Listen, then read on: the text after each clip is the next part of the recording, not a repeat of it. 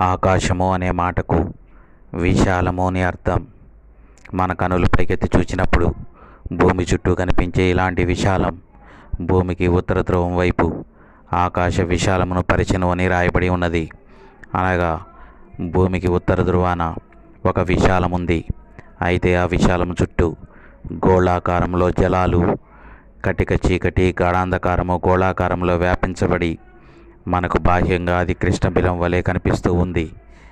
వాస్తవానికి ఆ చీకటి గోళం లోపల జలాలు లోపల తలంలో ఆవరించబడి ఒక బ్రహ్మాండమైన వెలుగు లోపల తలంలో ఉన్నది.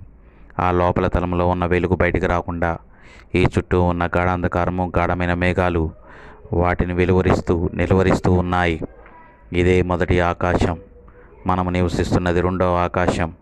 భూమికి దక్షిణ ధ్రువాన ఉన్న మరొక ఆకాశం, అదే పాతాళలోకం.